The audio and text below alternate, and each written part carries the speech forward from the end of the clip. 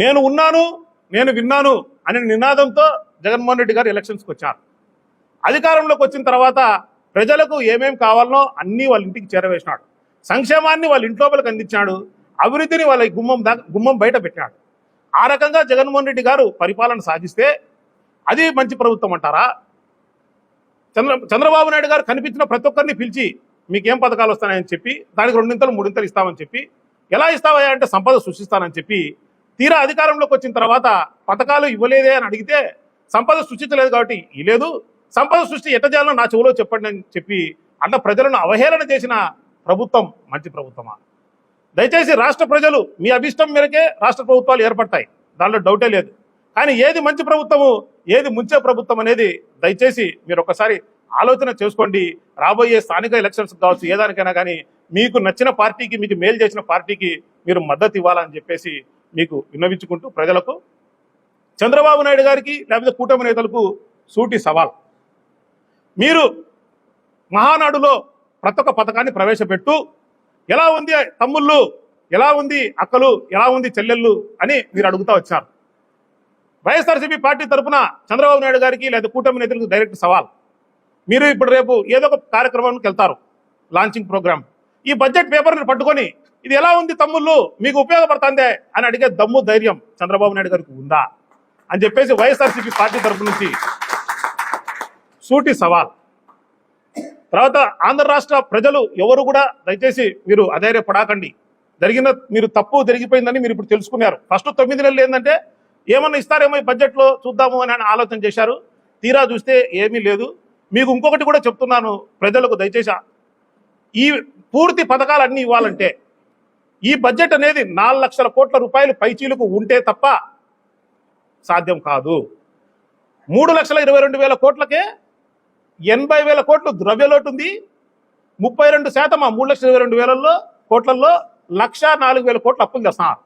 అంటే 57% ద్రవ్యలోటు, 25%, అప్పులు 32%. ఈ 57% ఎంత వస్తుందో తెలియదు. సో ఈ రాష్ట్ర ప్రభుత్వానికి ఆ 3,22,000 కోట్లలో కేవలం 43% మాత్రమే వాళ్ళకు గ్యారెంటీ ఉంది. మరి ఏ రకంగా అన్ని పథకాలు ఇస్తారు? సో తప్పకుండా అన్ని పథకాలు రావు అనేది మేము జోస్యం చెప్పడం లేదు. ఈ బడ్జెట్ చూసిన తర్వాత ఎవరికైనా అదే అర్థమవుతుందని చెప్పి తెలియజేసుకుంటూ, ఎవరన్నా కానీ ఒక్క వాక్యంలో ఈ బడ్జెట్ గురించి చెప్పండి అంటే, చంద్రబాబు నాయుడు గారు అధికారంలో ఉన్నంత వరకు ఈ రాష్ట్ర ప్రజల యొక్క సంతోషం, సంక్షేమం, అంధకారం అనేది క్లియర్గా తెలుస్తుంది ఈ బడ్జెట్ పేపర్ చూస్తే అనేది తెలియజేసుకుంటూ, ఖచ్చితంగా తెలుగుదేశం పార్టీ వాళ్ళు కూడా ఎక్కువ రోజులు ప్రభుత్వం ఉండదు, రాష్ట్ర ప్రజలే వాళ్ళను తరిమి కొట్టే రోజులు వచ్చే సంవత్సరం నుంచి ఏ రోజైనా జరగచ్చు అని చెప్పి తెలియజేసుకుంటూ ఈ కార్యక్రమంలో పాల్గొన్న వాళ్ళందరికీ కూడా, మీరు ఎలక్షన్స్ ముందర 143 హామీలు చెప్పినారు. దాంట్లో కేవలం 2 హామీలు మాత్రమే దీంట్లో బడ్జెట్లో పొందుపరిచినారు. అంటే ఇంకా మరి మిగతా ఇండి ఏమైనాయి? పవన్ కళ్యాణ్ గారు గొప్పగా చెప్తాడు స్కిల్ సెన్సస్ అని, దానికి రూపాయి కేటాయించలే. సనాతన ధర్మం అన్నాడు, ఆ బోర్డుకు 1 రూపాయి కేటాయించలే. దాని తర్వాత 1,00,000 రూపాయలు పెళ్ళైన వాళ్ళకి ఇస్తామన్నాడు, దానికి కేటాయించలే. వాలంటీర్లకు 10,000 అన్నాడు, దానికి కేటాయించలే. సో కేటాయింపులు జీరో. ఏమాత్రం కేటాయింపులు లేకోకుండా మరి ఎట్టయితే బాహుబలి బడ్జెట్ అవుతుంది? కేవలం అంకెల గారెడీలు, ప్యారెడీలు ఏదన్నా కానీ ప్రజలకు మేలు చేసేదానికైతే మంచిది. కానీ రాష్ట్ర ప్రభుత్వమే గారెడీలు, ప్యారెడీలు ప్రజలను బూరడీలు కొట్టించేదానికి చేస్తాంది. ఇది ఎంతవరకు న్యాయము అని చెప్పేసి తెలుగుదేశం పార్టీ వాళ్ళను సూటిగా ప్రశ్నిస్తూ, నేను ఉన్నాను, నేను విన్నాను అనే నినాదంతో జగన్మోహన్ రెడ్డి గారు ఎలక్షన్స్కి వచ్చారు. అధికారంలోకి వచ్చిన తర్వాత ప్రజలకు ఏమేం కావాలనో అన్నీ వాళ్ళ ఇంటికి చేరవేసినాడు. సంక్షేమాన్ని వాళ్ళ ఇంట్లోపలికి అందించాడు. అభివృద్ధిని వాళ్ళ గుమ్మం బయట పెట్టాడు. ఆ రకంగా జగన్మోహన్ రెడ్డి గారు పరిపాలన సాగిస్తే అది మంచి ప్రభుత్వం అంటారా?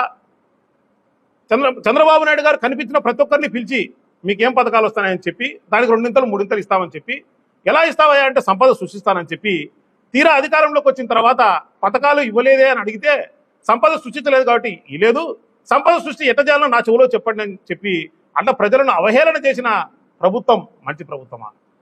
దయచేసి రాష్ట్ర ప్రజలు మీ అభిష్టం మేరకే రాష్ట్ర ప్రభుత్వాలు ఏర్పడతాయి, దానిలో డౌటే లేదు. కానీ ఏది మంచి ప్రభుత్వము, ఏది ముంచే ప్రభుత్వం అనేది దయచేసి మీరు ఒకసారి ఆలోచన చేసుకోండి. రాబోయే స్థానిక ఎలక్షన్స్ కావచ్చు, ఏదానికైనా కానీ మీకు నచ్చిన పార్టీకి, మీకు మేలు చేసిన పార్టీకి మీరు మద్దతు ఇవ్వాలని చెప్పేసి మీకు విన్నవించుకుంటూ ప్రజలకు, చంద్రబాబు నాయుడు గారికి లేకపోతే కూటమి నేతలకు సూటి సవాల్. మీరు మహానాడులో ప్రతి ఒక్క పథకాన్ని ప్రవేశపెట్టు, ఎలా ఉంది తమ్ముళ్ళు, ఎలా ఉంది అక్కలు, ఎలా ఉంది చెల్లెళ్ళు అని మీరు అడుగుతా వచ్చారు. వైఎస్ఆర్సీపీ పార్టీ తరఫున చంద్రబాబు నాయుడు గారికి లేదా కూటమి నేతలకు డైరెక్ట్ సవాల్. మీరు ఇప్పుడు రేపు ఏదో ఒక కార్యక్రమానికి వెళ్తారు, లాంచింగ్ ప్రోగ్రామ్. ఈ బడ్జెట్ పేపర్ని పట్టుకొని ఇది ఎలా ఉంది తమ్ముళ్ళు, మీకు ఉపయోగపడుతుందే అని అడిగే దమ్ము ధైర్యం చంద్రబాబు నాయుడు గారికి ఉందా అని చెప్పేసి వైఎస్ఆర్సీపీ పార్టీ తరఫు నుంచి సూటి సవాల్. తర్వాత ఆంధ్ర రాష్ట్ర ప్రజలు ఎవరు కూడా దయచేసి మీరు అధైర్యపడకండి. మీరు తప్పు జరిగిపోయిందని మీరు ఇప్పుడు తెలుసుకున్నారు. ఫస్ట్ 9 నెలలు ఏంటంటే ఏమన్నా ఇస్తారేమో ఈ బడ్జెట్లో చూద్దాము అని ఆలోచన చేశారు. తీరా చూస్తే ఏమీ లేదు. మీకు ఇంకొకటి కూడా చెప్తున్నాను ప్రజలకు, దయచేసి ఈ పూర్తి పథకాలన్నీ ఇవ్వాలంటే ఈ బడ్జెట్ అనేది 4 లక్షల కోట్ల రూపాయలు పైచీలకు ఉంటే తప్ప సాధ్యం కాదు.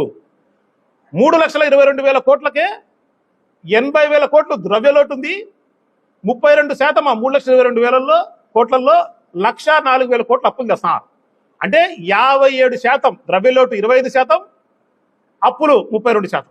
ఈ 57% ఎంత వస్తుందో తెలియదు. సో ఈ రాష్ట్ర ప్రభుత్వానికి ఆ 3,22,000 కోట్లలో కేవలం 43% మాత్రమే వాళ్ళకు గ్యారెంటీ ఉంది. మరి ఏ రకంగా అన్ని పథకాలు ఇస్తారు? సో తప్పకుండా అన్ని పథకాలు రావు అనేది మేము జోస్యం చెప్పడం లేదు.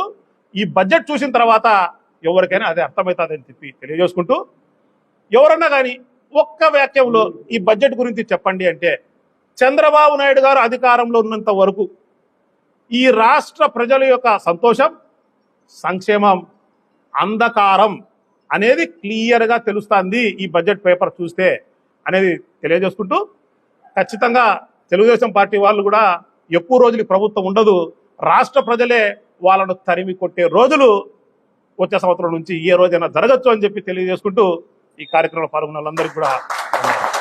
పోసాని గారి అరెస్టు పూర్తిగా రాష్ట్ర ప్రభుత్వం కక్ష సాధింపు. ఆయన రకరకాలుగా మాట్లాడి ఉండొచ్చు. సో దానిపైన అరెస్ట్ చేయలే.